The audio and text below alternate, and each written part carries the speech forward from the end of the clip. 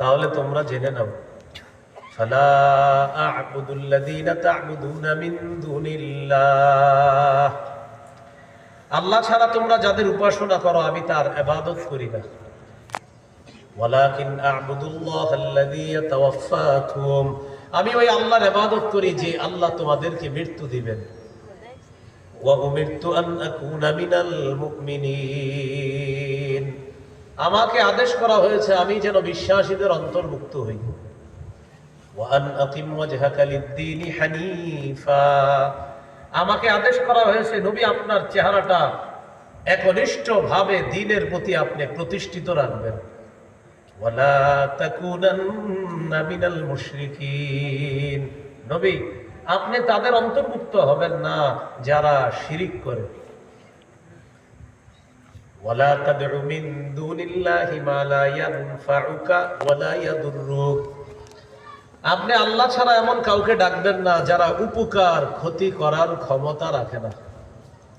Fine ফাআলতা ফাইন্নাকা ইযাম মিনাজ যালিমিন, নবী আপনি যদি আল্লাহ ছাড়া কাউকে উপকার ক্ষতি করার মনে করেন তাহলে আপনি তাদের অন্তর্ভুক্ত হবেন যারা জালেম।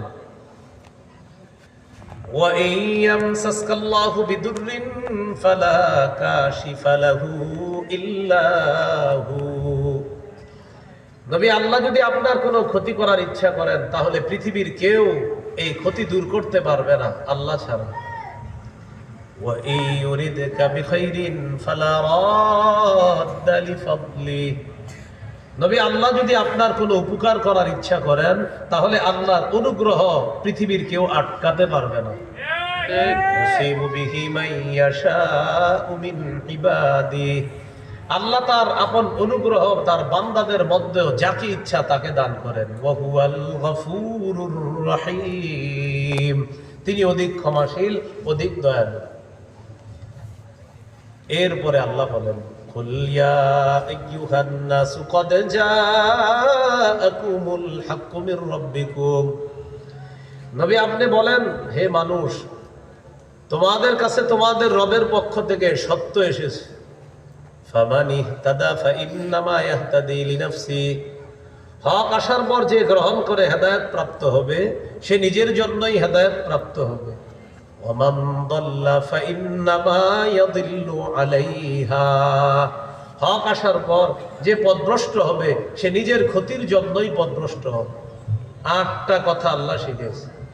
1 নাম্বার ইবাদত হবে আল্লাহ, 2 নাম্বার বিশ্বাসীদের অন্তর্ভুক্ত থাকা লাগবে, 3 নাম্বার এই শরীরটাকে মৃত্যু পর্যন্ত দ্বীনের উপর প্রতিষ্ঠিত রাখতে হবে, 4 নাম্বার আল্লাহর সাথে যারা শিরিক করে তাদের অন্তর্ভুক্ত হওয়া যাবে না, 5 নাম্বার যারা উপকার ক্ষতি করার ক্ষমতা রাখে না আল্লাহ ছাড়া এই জাতীয় কাউকে উপাস্য মনে করে ডাকা যাবে না, 6 নাম্বার আল্লাহ যদি আমাদের কারো ক্ষতি করার ইচ্ছা করে পৃথিবীর কেউ এই ক্ষতি দূর করতে পারবে না, 7 নাম্বার আল্লাহ যদি উপকার করার ইচ্ছা করেন পৃথিবীর কেউ এই উপকার আটকাতে পারবে না, 8 নাম্বার হক এসে গেছে যে গ্রহণ করবে সে নিজের জন্যই হেদায়েত প্রাপ্ত হবে, তার উপকার হবে।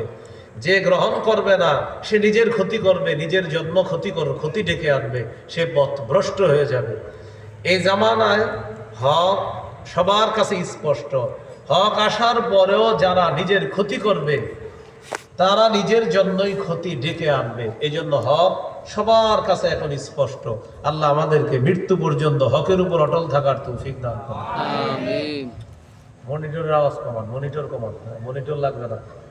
আনসারী রহমতুল্লাহ গলা আপনারাই নষ্ট করছে, বুঝলেন? হুজুর